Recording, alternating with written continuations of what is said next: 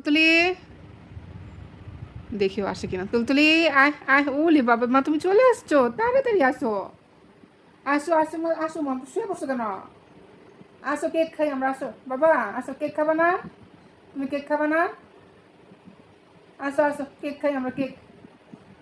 আয় আয় আয় আয় আয়, আমরা কেক খাই, কেক আয়। তুলতুলি আসো। ওরে বাবা, মাটা আজকে অনেক রাগ করছে।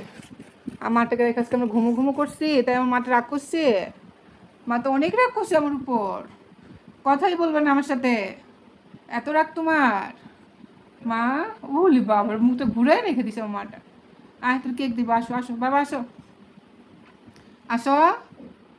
সে রাগ করছে না, সে আসবে না। কারণ আজকে আমি সকাল থেকে বাসায় ছিলাম না। সকাল থেকে ওদের খাওয়া দাওয়া অনেক কষ্ট হয়ে গেছে, আমি বাসায় না থাকলে ঠিকমতো খাওয়া দাওয়া হয় না ওদের। হ্যাঁ, আমার হাতের মাখানো ভাত তাদের পছন্দ, অন্য কেউ মাখাই দিলে তাদের মাখানো হয় না, মজা লাগে না।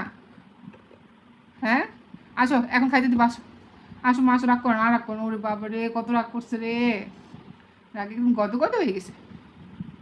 বুঝলি, কারণ সে শুনবেই না। থাকো, কি বলতে, এই যে কেক, কেক আনছি তোমার জন্য, তাড়াতাড়ি আসো। মা কেকও খাবা না তুমি?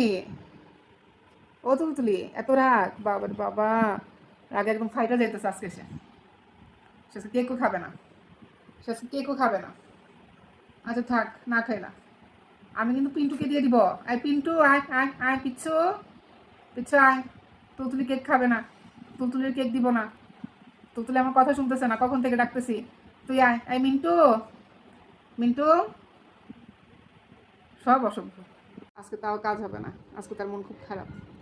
থাক, ওর রাগ আজকে কোনো হয়ে ভাঙিতে হবে।